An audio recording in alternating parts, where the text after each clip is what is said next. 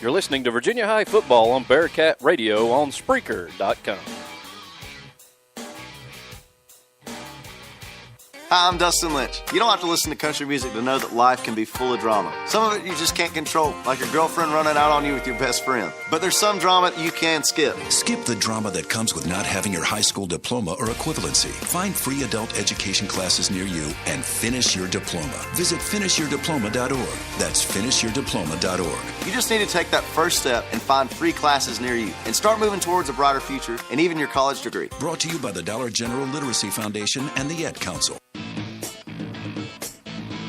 You're listening to the best high school football in the Tri-Cities on the Bearcat Sports Radio Network. Welcome back to Bearcat Sports Chat. We've got head man in charge here, Mike Christ, joining us on the show to open it up. Coach, thank you for joining us. I hope you don't have much pressure being the first one from the football group to join us. But No pressure. Appreciate you doing this. Glad to be here. So 2-0, and more importantly, 2-0 without a whole lot of injury issues through the first 8 quarters. How do you feel about this year's team compared to last year? I think just focusing on this year's group, this year, they put in the time. We talked about they've met our standards. We have high standards for what we expect in the offseason. Everybody that's a part of us has met those standards. So as much as anything, I love our culture. They're a group that cares about each other. They're a group that's put in the work. And, it's kind of paid dividends these first 2 weeks. Might have to get you to move your mic a little closer here. That way I can hear you. So 2-0 for the first time, or for the third time in a row. And we had huge plays last week on both sides of the ball.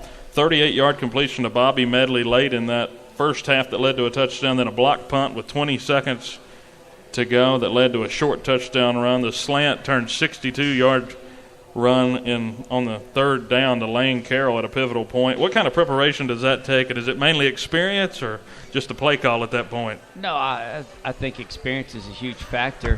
In addition, it's kind of the makeup of the kids. When we called the third down slant to Lane, we sort of gave J-Mo the option, and he didn't hesitate to pull the trigger. And then, in some ways you don't know what you have till you get in those situations. But those guys definitely stepped up in some pressure situations. It doesn't faze them. That's one thing I'd say about this group.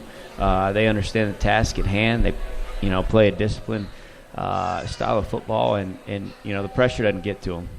And we saw the first week, week 1, 35-0 at the half. But in the first 2 weeks alone, I don't know if you've realized this, your team has scored 3 touchdowns in the final minute and a half. All by design. Right. They've scored 3 TDs in the last minute of the first 2 games. So that is amazing to be able to score. And then, of course, you got the ball to start the second half, and then just 3 and out. Battle really got some momentum there, scored. But then after that, it seemed like the game got back into our control. Yeah, I think that's a credit to the kids. We talked at various points. Last year we felt like we didn't handle adversity very well. And that was a point that, they came out, but we still had the lead. So we needed to kind of regain our poise, battle some adversity, and just execute what we do. And they did a great job with that.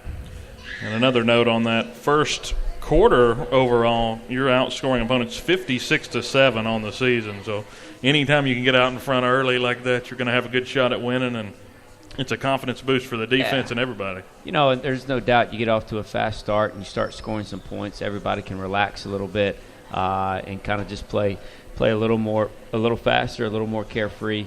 Certainly helps, gives you some breathing room. So I was reading a little bit about the game from John Battle in the Bristol paper, and you were talking about how you'd know more after you looked at some film from the game. What are some things that you really loved about last week's game? What are some things you tried to address this week in practice? The biggest thing we love is I felt like we got better in the second half. As you mentioned before, they came out and we went 3 and out. Then they came back and scored, pulled within a touchdown. They had momentum. When you get in tight games, and especially rivalry games, momentum's going to shift. That's something we had talked about as a team. At some point, they're going to have momentum, and we have to weather that storm, play our game, play disciplined. So as much as anything, that's what pleased me the most. First game, I felt like we didn't necessarily come out with a lot of energy in that second half. That was a point of emphasis for us, and I think we did. So when we went back and looked at film, I thought we got better up front.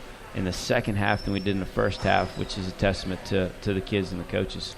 And especially after the 35-0 win week one, really the defense has been a big playmaker in both halves. They've been able to shut out opponents and play really good. Only allowed 14 points this season, and those were against John Battle, of course. What does that really go to? Is that scheme or experience? Hey, it's always Jimmy's and Joe's, not X's and O's. It's the kids, 100%. Bottom line is that they believe in what we do. So, yes, scheme's a factor, but it's the belief in it. And then, our three tenets of our defense are play fast, play physical, and play free. We feel like if we can do those things, we can be successful. And this is a Bearcat defense that's holding opponents to just over 200 yards a game, and they're allowing just 1.63 yards per rush attempt. So that's amazing when you can hold opponents within 2 yards of a rush attempt. Of course, you got the skewed number from Tazewell because of the sacks and everything, a -12, but that's still an impressive stat 3 weeks into the season. Yeah, I think our defense, obviously you have to be sound schematically, but the biggest thing is it's an effort. And those kids play all out on that side of the ball, run game, pass game. We expect our secondary to be involved in the run game, and vice versa. We expect those front six to help us out in the passing game, and they've done that. And this is also a defense that's not afraid to score the ball. 2 defensive touchdowns this year, one on a pick six, the other on a special teams play on a blocked punt. So how much does that help the offense whenever the defense is able to put some on the board? Hey, that's just kind of like tacking them on. As our offense coordinator, Coach Amberg, says, hey, that's the best offensive play we can have. Anytime you score and you haven't been on the field, certainly that allows, as I said earlier, allows you to relax, kind of gives you some breathing room there, allows you to play a little looser. How do you continue this defensive success this week against a Viking team that's pretty dynamic, and there's a whole lot of similarities between them and John Battle? You've got both quarterbacks can run and throw. How do you keep that going for this week against the Vikings? I think we have to play the way we play. Our defense is set up to move, create a little confusion. The biggest thing is, even in a big rivalry game, so to speak, we got to continue to do what we do, which is play fast and play really physical. So that's kind of the key. The difference in the two is that John Battle was a little more simplistic in terms of formations. Tennessee High will throw, they're going to throw essentially 25 variations of formations at you in a game. So we've got to streamline that. We put a lot on our mallet. Aaron Rose, he's going to make some calls this Friday. We put a lot on his shoulders because he can handle it, because he's good enough to do it. He's the leader of our defense, so we're going to put some calls on him to put us in a little better situation, because they do have so many formation variations that you can't be perfect from the sideline. It's got to come from him.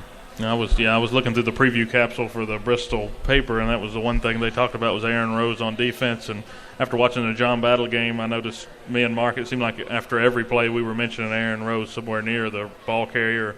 Really, he was acting almost like a spy on Scarborough. So will we see something similar where anytime the quarterback leaves the pocket, he's closing? Well, that's sort of how we're set up schematically. He and those stack backers, we expect him to be able to run free if we do what we're supposed to do up front. So, his ability to be downhill and run is also because of those guys up front doing what they do. We certainly want to create that free hitter, and our mallet and our free safety are the two guys that we try to put in position to be that. So let's talk offensively for a second. Let's talk about the rushing attack. You have 3 great running backs, different styles as well. How big of an advantage is it for you to have a power guy like Michael Howard, a speed guy like Alex Adkins, and basically a combination of both in Aaron Rose? And how do you disperse that?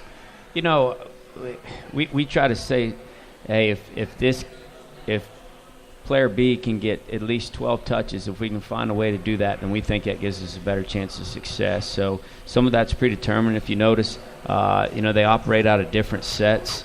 That's the way we can do it. So we're not, obviously Aaron's really important to us defensively, as is Alex Adkins. So it's, hey, what package can we create for them where we can get them the touches we think they need to give us a chance to be successful as a team, but not take them out of the defensive play. That's part of it. It's a team game.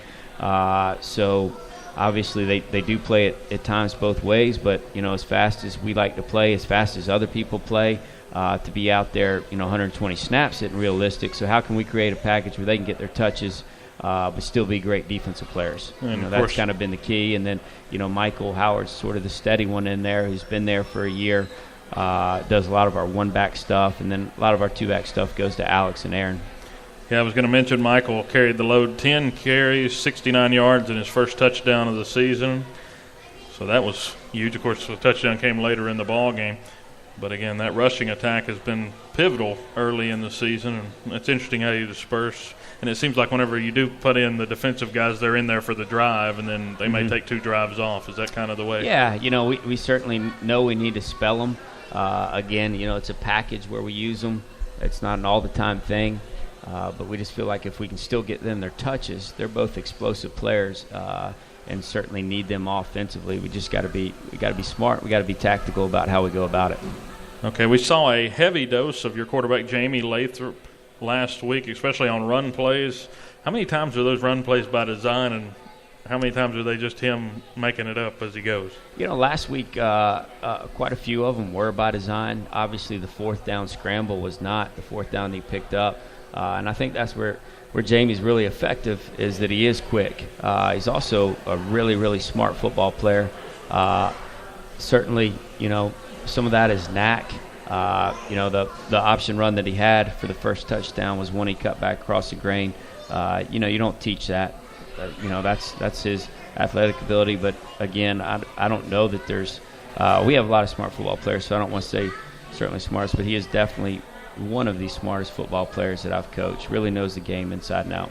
Definitely very athletic, can make the deep passes. He showed that on several long completions, and really one of the more impressive runs he had got called back on a late block in the back. So that was kind of disappointing. It was about a 40-yard run in the third quarter and got called back. So that took some yardage off of him and wore him down a little bit. But right, that was a scramble. But he held his poise there, and I think we ended up creating a drive on that, continuing the drive after that penalty.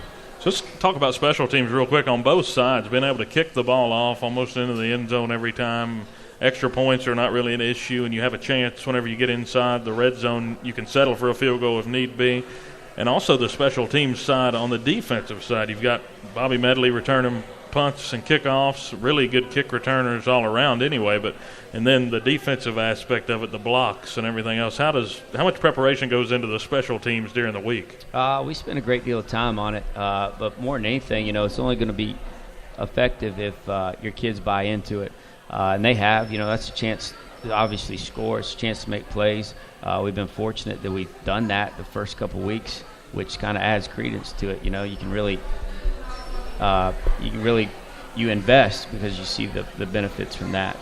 We're fortunate we have 2 talented kickers and a whole slew of guys that give great effort on special teams.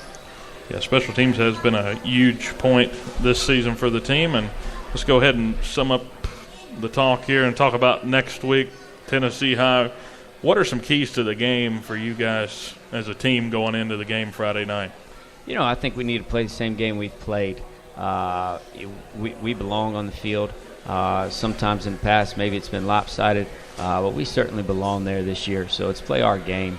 I think that's probably one of the most important things, is that we do what we do well, and don't get outside of ourselves just because of the rivalry game. So it's your 5th time getting to coach in this ball game. Is it different than anything else you've ever been a part of as far as within high school sports? I think there's certainly the community aspect that doesn't happen everywhere. We don't prepare any different. Our practice schedule stays the same. If it varied, then I'd say we weren't doing what we were supposed to for the other 9 games. So, it doesn't change. Our preparation doesn't change. What we do that day isn't going to change. More than anything, I think it's a community aspect. And some of the festivities that go on during the week. But our kids have always been pretty good, not letting that be a distraction to us. I'm confident in our group. I think we're playing a very good team, playing a quarterback that can scramble and create plays, which makes you do a few different things, but none that aren't in our system. So, is it similar to the keys from the battle game last week as far as within the defensive side? It is. Different types of kids. The Carter kid they may have power right called, and he's going to take it back across the left side, or maybe a sprint out. And the Overbay kid can do that too.